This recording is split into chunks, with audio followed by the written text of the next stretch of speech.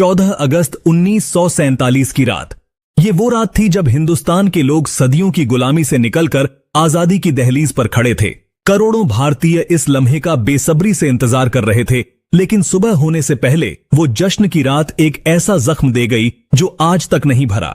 हमारे देश को अंग्रेजों की गुलामी से आजादी तो मिल गई थी, लेकिन जाते जाते अंग्रेज अखंड भारत में ऐसी ज्वाला भड़का गए जिसे 15 लाख मासूम लोगों के खून से बुझाया गया। अंग्रेजों ने अखंड भारत को दो टुकड़ों में बांट दिया, भारत और पाकिस्तान।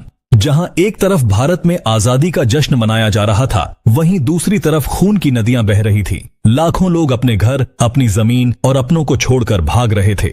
दोस्तों, आज के इस वीडियो में हम आपको भारत के इतिहास में 77 साल पीछे ले जाएंगे और आजाद भारत की कुछ ऐसी तस्वीरें दिखाएंगे जिन्हें देख आपके रोंगटे खड़े हो जाएंगे और आपकी आंखों में आंसू आ जाएंगे।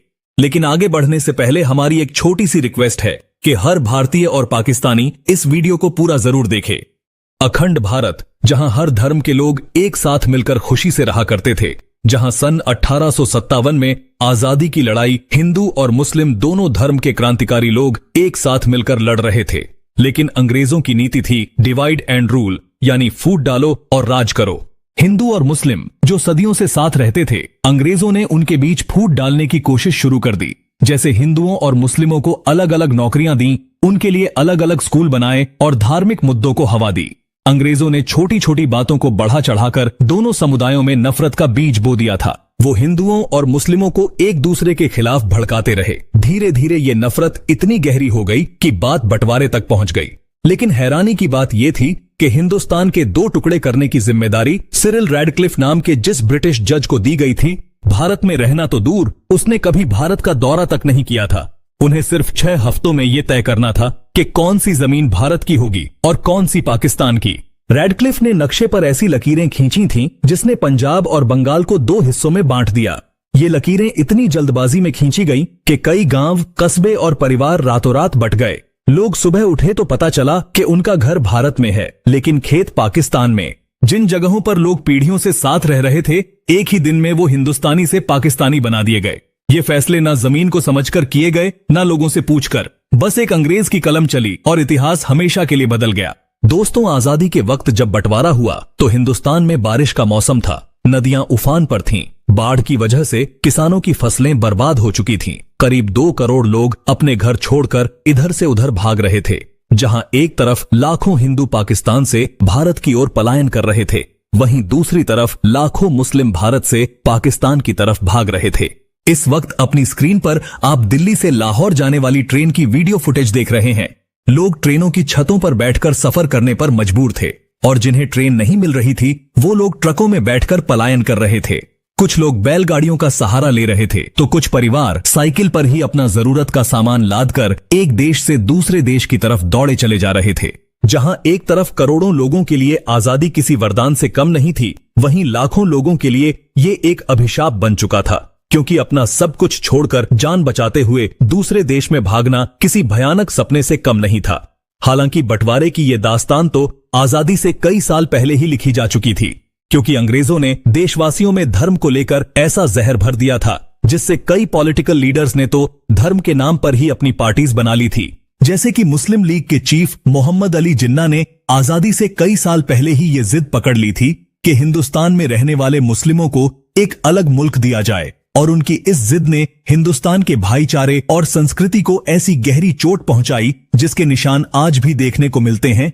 इस वक्त आप स्क्रीन पर जिन तस्वीरों को देख रहे हैं, ये उस वक्त की तस्वीरें हैं जब मोहम्मद अली जिन्ना ने पाकिस्तान का गवर्नर जनरल बनने की शपथ लेकर अपनी जिद पूरी की थी और वे अपनी पसंदीदा कुर्सी पर विराजमान हो गए थे। 1947 में लॉर्ड लुईस माउंटबेटन भारत के आखिरी वायसराय बने।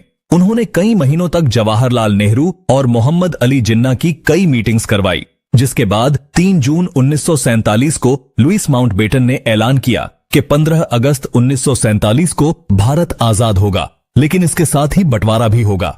हालांकि पंडित जवाहरलाल नेहरू, सरदार वल्लभ भाई पटेल और महात्मा गांधी ने देश के बंटवारे को रोकने की हर मुमकिन कोशिश की। उन्होंने मोहम्मद अली जिन्ना को भारत का पहला प्रधानमंत्री बनने तक का ऑफर दे दिया था। कई इतिहासकार बताते हैं कि बंटवारे की खबर से पंडित जी को बहुत बड़ा झटका लगा था। 14 अगस्त की शाम को जब नेहरू जी अपने घर पर इंदिरा गांधी और पद्मा नायडू के साथ आजादी के भाषण की तैयारी कर रहे थे, तभी अचानक फोन की घंटी बजी। नेहरू जी ने जब फोन उठाया तो उन्हें एक दुखद खबर मिली। लाहौर के नए प्रशासन ने हिंदू और सिखों के इलाकों की पानी की सप्लाई काट दी थी, जिसकी वजह से लोग अपने घरों में प्यासे तड़प रहे थे और अगर कोई पानी लेने बाहर निकलता तो उसे मार दिया जाता।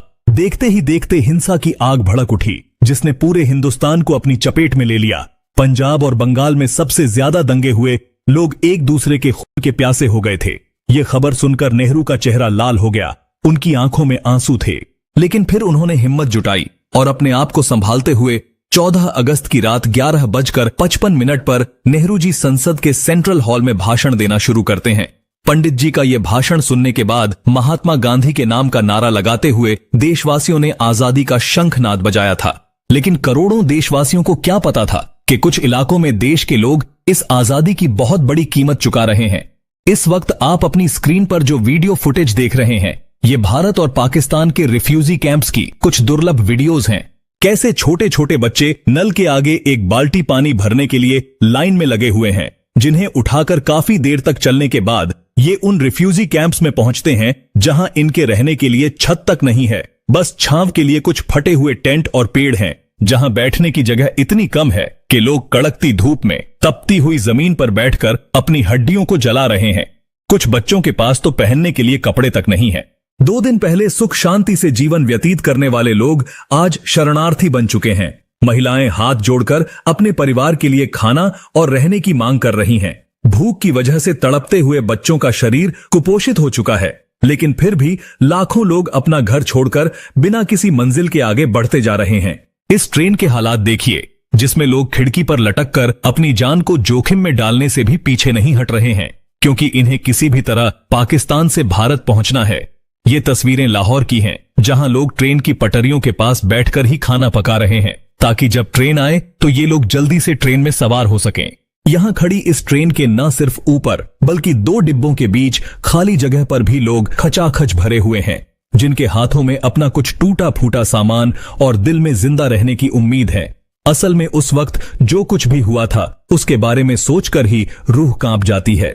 दोस्तों, इस फुटेज को देखकर आपकी आंखों में भी आंसू आ जाएंगे। दरअसल ये बेचारे वो लोग हैं जो उस वक्त भूख के कारण तड़प तड़प कर मर गए थे। हाथ में थाली लिए रिफ्यूजी कैंप में हमारे देशवासी पेट भर खाने के लिए लंबी लाइनों में लगे हुए थे, और जब उन्हें खाना मिल रहा था तो उनके चेहरों पर ऐसी मुस्कुराहट दिख रही थी जैसे उन्हें जिंदगी मिल गई हो।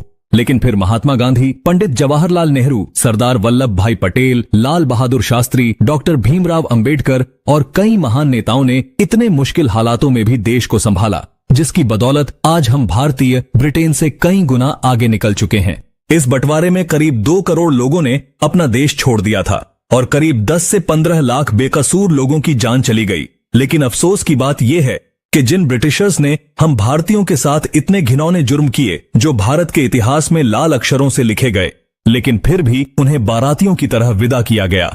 28 फरवरी 1948 के दिन जब अंग्रेजों की आखिरी टुकड़ी हमारा देश छोड़कर जा रही थी, तो उन्हें बैंड बाजे के साथ विदा किया गया था, जिसके बाद अंग्रेज मुंबई से अपनी बोट में सवार होकर बड़ी शान से ब्रिटेन का झंडा लहराते हुए हमेशा के लिए वापस लौट गए। लेकिन जाते जाते एक ऐसी चिंगारी छोड़ गए थे जिसकी आग में 10 लाख बेकसूर लोगों की जिंदगियां झुलस गई। किसी के बाप को मार दिया गया, किसी की मां ने तड़प तड़प कर दम तोड़ दिया, किसी का भाई बिछड़ गया तो किसी की बहन पीछे छूट गई। दोस्तों, अगर आप ये वीडियो अभी तक देख रहे हैं और अगर आप भी उन लाखों लोगों के दर्द को दिल से महसूस करते हैं, तो कमेंट बॉक्स में उन्हें श्रद्धांजलि जरूर दें और इस वीडियो को ज्यादा से ज्यादा शेयर कीजिए। दोस्तों, ऐसी ही दिलचस्प और सच्ची वीडियोस देखने के लिए हमारे चैनल को सब्सक्राइब करके पास वाली घंटी के बटन को भी जरूर दबाएं। जय हिंद।